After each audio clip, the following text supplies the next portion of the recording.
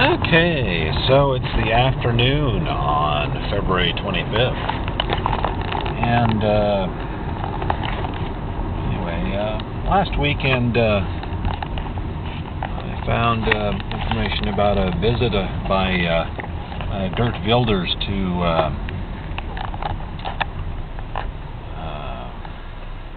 to Australia, and about the vociferous protest against his visit.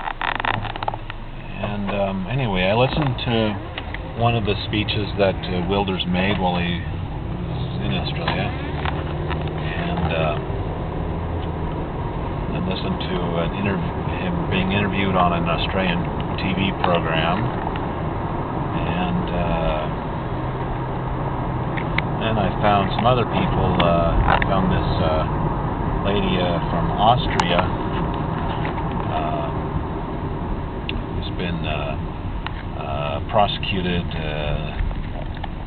under their there's apparently a blasphemy law in Austria where you can't speak disparagingly about someone's religion.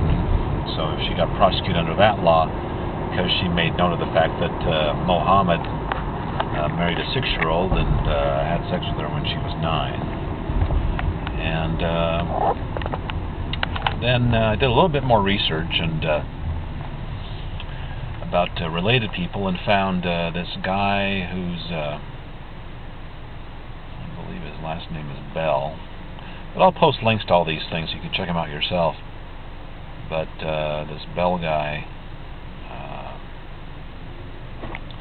basically said that he was working on a documentary for this, on the building of this mega mosque in the South, and he was going to make a documentary about how the Southerners were all upset and were supposedly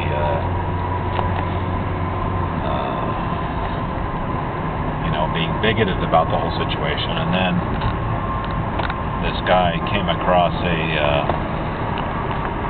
Coptic Christian, and he asked the Coptic Christian what his response was to the Arab Spring, and he said, well, hey, my family, might be killed because the Islamists might take control, and then that might be bad for my family, So,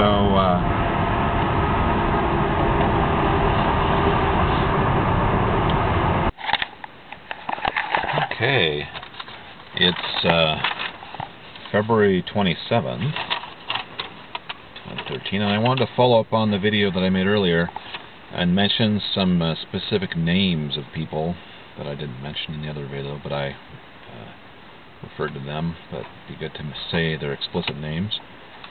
So, in addition to Geert Wilders, who was recently visiting Australia, also it's worth noting that there's people like Ayan Hirsi Ali, who was a politician in the Netherlands also, and then she came to America, and right now she has an association with the American Enterprise Institute. But one reason for that, I believe, is because no more liberal group would help. Basically, she needs surrounding class security, and so no other group would help pay for that type of stuff. So we have to have the AEI do it. And then Theo van Gogh, a descendant of Vincent van Gogh, who made a film with Ayan Hirsi Ali called Submission. Basically criticized the treatment of women in Islamic culture, and then he got killed for the privilege of that in response by some Islamic nutbag. And then we have Winston Churchill, who said this about Islam. He said, how dreadful are the curses which Mohammedanism lays on its votaries. besides the fanatical frenzy, which is as dangerous in a man as hydrophobia in a dog, there is this fearful, fatalistic apathy. The effects are apparent in many countries. Improvident habits, slovenly systems of agriculture, sluggish methods of commerce, and insecurity of property exist wherever the followers of the prophet rule or live. A degraded sensualism deprives the life of its grace and refinement, the next of its dignity and sanctity. The fact that in Mohammedan law every woman must belong to some man as his absolute property, either as a child or a wife or a concubine, must delay the final extinction of slavery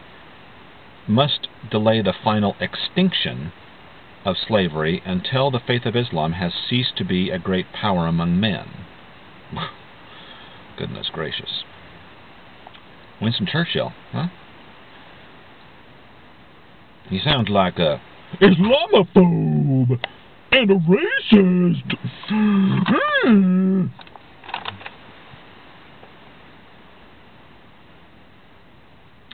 Thousands become the brave and loyal development of those who follow it. No stronger retrograde force exists in the world. Far from being moribund, Mohammedanism is a militant and proselyting faith. That's for damn sure.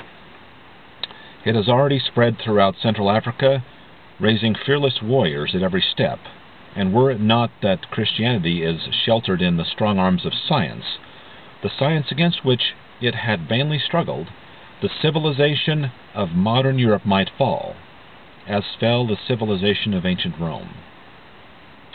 So that's from Winston Churchill. And then I found Elizabeth Sabaditsch-Wolff, an Austrian lady who, because of her comments about Mohammed being a pedophile, Mohammed marrying a 6-year-old, having sex with her at 9, pretty sure that makes you a pedophile, huh?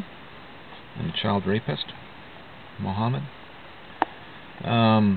Anyway, she basically said that in the public, and then this socialist newspaper in Austria sent a reporter to spy on her and record her talk secretly, and then they passed that recording over to the Austrian authorities, and then they prosecuted her, and she was prosecuted successfully, and she's going to try to appeal to a European Human Rights Commission or some such thing. But anyway, the Austrian blasphemy law, as translated, reads like this: whoever publicly a person or thing that is the object of veneration of a domestic existing church or religious society, or demeans a doctrine, a lawful custom, or a lawful establishment of such a church or religious community may or ridiculed, behavior under which his is liable to arouse legitimate offense with imprisonment of up to 6 months or a fine of up to 360 daily rates to be punished. Yeah. So I guess, you know, you hear about the Inquisition. Wasn't there a sketch on Monty Python about not expecting the Spanish Inquisition? Well, apparently the Inquisition is still in effect in some European countries with these blasphemy laws, and also laws against so-called hate speech and so-called racism. And it's worth noting that a group called the Organization of Islamic Cooperation, and it's kind of set up to be kind of a shadow or mirror of the UN, with Islamic countries who are members of it, and they have so-called human rights, but then they redefine words like racism from their traditional definition. So I found a man named Stephen Coughlin, who's an intelligence analyst, who was talking about the Cairo Declaration of Human Rights in Islam, put out by the Organization of Islamic Cooperation. And if you dig deeper into their documents, this OIC documents, you find that they state that contemporary forms of racism are based on discrimination and disparagement on a cultural rather than biological basis. So the OIC and its cohorts, such as the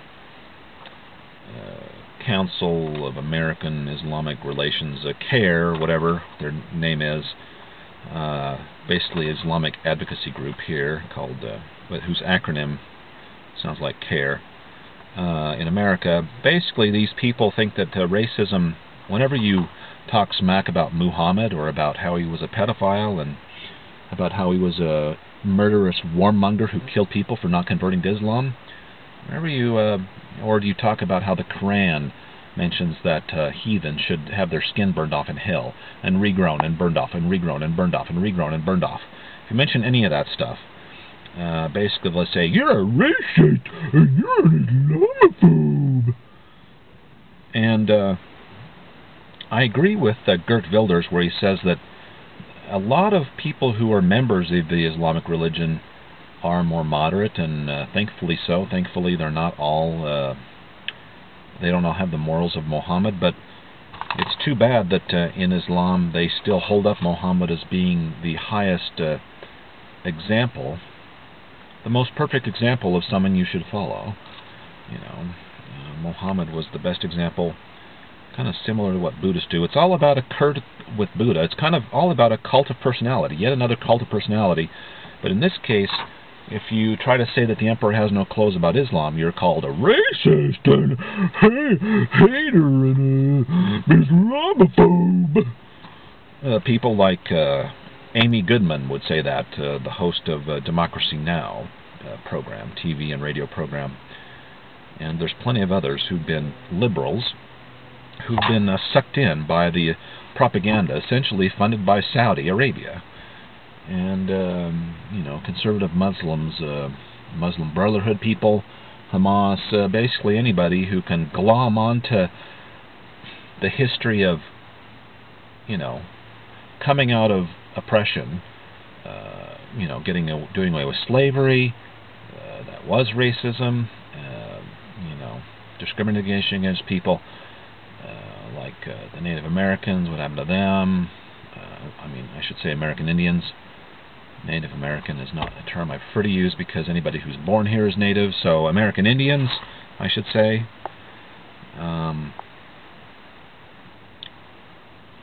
So that's that situation. And then I came across Eric Allen Bell, who was working on a documentary for an Islamic mega mosque in Murfreesboro, Tennessee, the Islamic Center of Murfreesboro. And he was basically writing for michaelmoore.com and for the Daily Kos, a liberal website.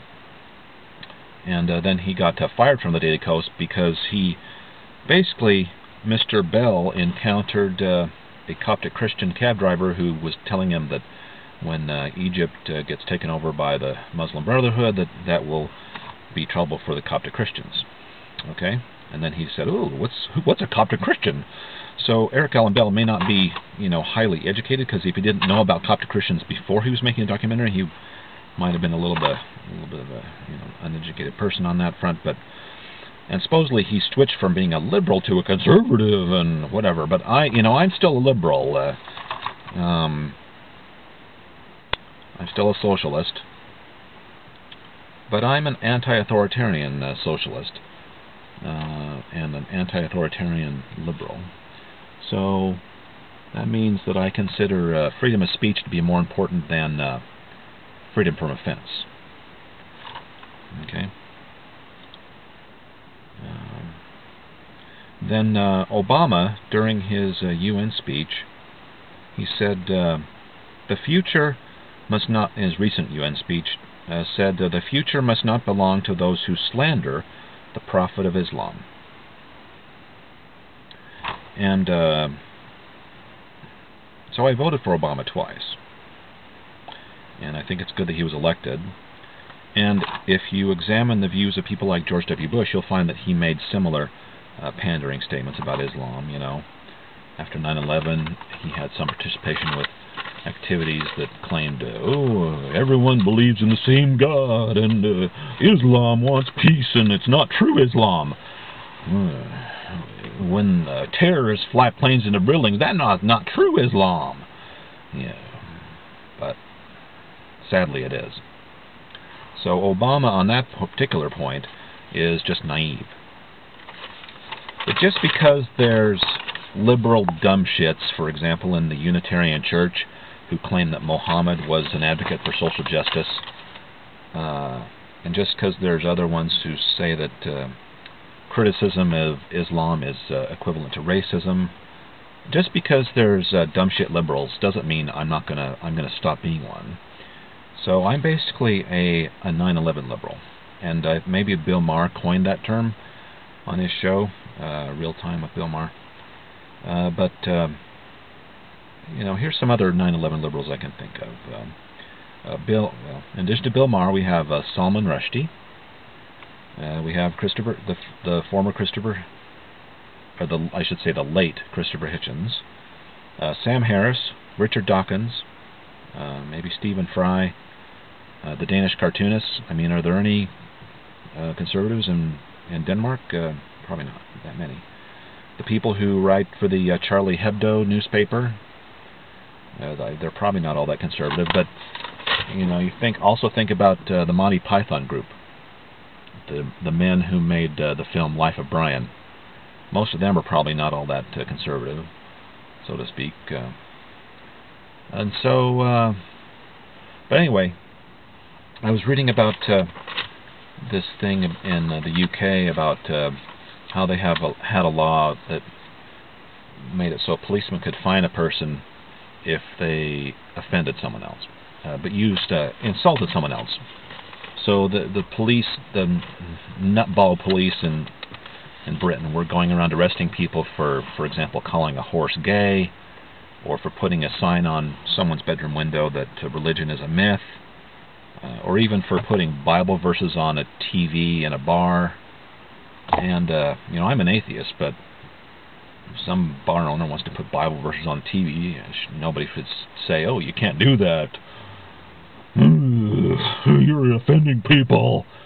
And I don't think people have a right to not be offended.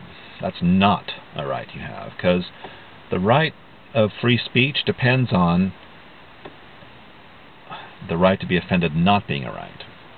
Okay? So, if someone says something offensive, you don't have a right to tell them to shut up. You do have a right to respond vociferously, in kind, and to say what you think.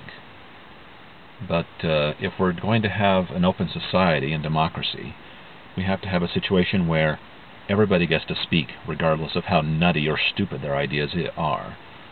And maybe, sometimes, occasionally, we might find that what might be, at first glance, a nutty and stupid idea may actually be of value, because people can change their opinion. For example, when I was a strong believing Mormon, I came across this British science fiction show, not science fiction, a British comedy called Are You Being Served?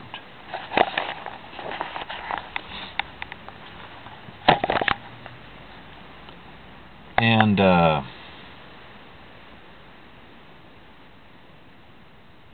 anyway, this British comedy, Are You Being Served? I was so offended at it because the show is chock full of double entendres. And then, after I left Mormonism, I found it to be one of my favorite British comedies. And it's an excellently structured program, very funny, very well written, and it's one of my favorite.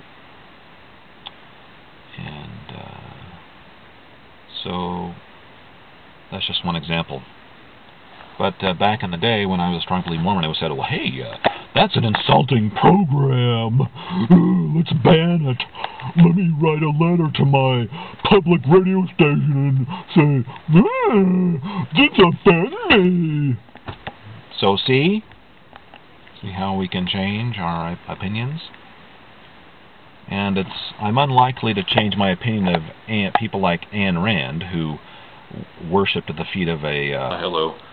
I noticed that video got cut off a little bit as I was talking about Ayn Rand. So basically,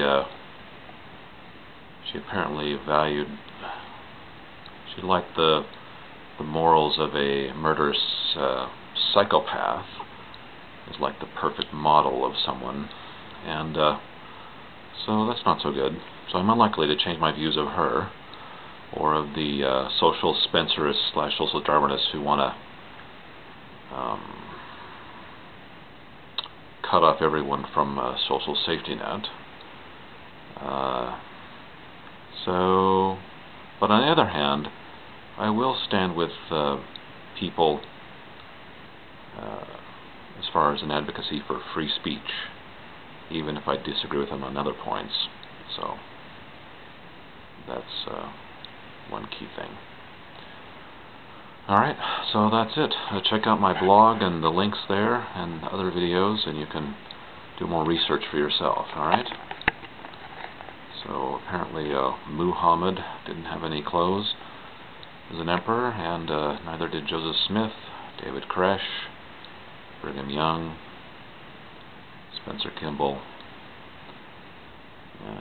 Most of them don't have very many clothes on, and we should be able to talk about that freely without fear. Alright?